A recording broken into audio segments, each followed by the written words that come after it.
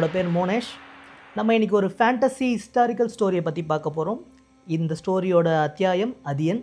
இது எபிசோட் 1. அதியன் ஒரு நாட்டோட அரசன். அவன் ஆட்சி காலத்தில் மக்கள் ரொம்ப சந்தோஷமாக இருந்தாங்க. ஏன்னா அதியனோட ஆட்சியில் நிம்மதியும் நேர்மையும் பசுமையும் செழிச்சிருந்தது. ஆனால் அது ரொம்ப நாள் நீடிக்கலை. அதியன் ஒரு நாள் காட்டுக்கு வேட்டையாட சென்றிருந்தான். அவன் எப்பயுமே தனியாக தான் வேட்டையாட போவான். ஏன்னா அவனுக்கு நிகரான வீரன் இந்த உலகத்தில் யாருமே இல்லை. அவன் வாழ்வீச்சிலையும் வில் வித்தையிலையும் யுத்த காலத்துலேயும் தலை சிறந்த வீரன். அப்படி யாராச்சும் அவனை தோக்கடிக்கணும்னு நினச்சாலே அடுத்த செகண்ட் அவங்க தலை மண்ணில் கிடக்கும். அப்படி ஒரு நாள் அதியன் வேட்டைக்கு போயிட்டு இருக்கும்போது இருக்கிற எல்லா மான்களையும் வேட்டையாடிட்டு இருக்கான். ரதத்தில் வைக்க இடமே இல்லை. அந்த குதிரைகள் ஒரு இடத்துல நிற்குது. பாரம் தாங்காமல் கிடையாது. முன்னாடி இருக்கிறது ஒரு புலி. அந்த புலியும் சாதாரண புலி இல்லை, பார்க்கவே ரொம்ப பயங்கரமாக இருக்குது. ஏன்னா அது முகத்தில் ஒரு பெரிய தழும்பு இருக்குது.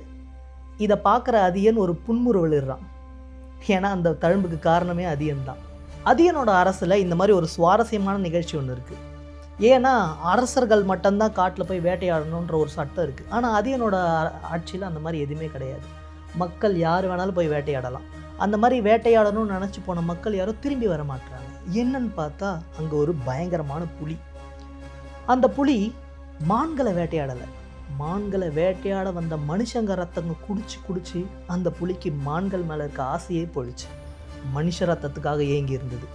அப்படி ஒரு நாள் அதியன் தனியாக காட்டுக்கு ஒரு நாள் வேட்டையாட வரும்போது அதியனை நோக்கி பாஞ்சுது. அதியன் வீரனாச்சே, தன்னோட குருவால் எடுத்து அதோட முகத்தரையை கீழ்ச்செறிஞ்சான். அன்னைக்கு உயிருக்கு பயந்து ஓடின புலி அதோடு எழுந்து வெளியே வந்தது யாருமே பார்க்கல. இறந்துடுச்சுன்னு கூட நிறைய பேர் நினச்சாங்க. ஆனால் புலி எப்பவும் பழசம் மறக்காது.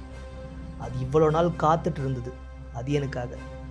அப்படி அன்னைக்கு அதியன் வேட்டைக்கு நின்னும் போது எதிரில் நின்றுச்சு. இப்போ ரதங்கள் சற்றே பின்னோக்கி போச்சு.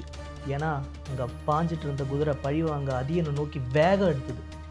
அதியனோ தன் குதிரைகளை வேகமாக எடுத்துக்கிட்டு தன் குருவாலை எடுத்துகிட்டு குதிரை மேலே ஏறி நின்னான். 2 பேரும் 2 திசையிலேருந்து ஒன்றா எகிரினாங்க. இப்போது குருவால் பட்டு புலி இறந்ததா இல்லை புலி கையால் அதியன் இறந்தானான்றது தான் அடுத்த எபிசோட் 2ல் உங்களை நான் மீட் பண்ணேன்.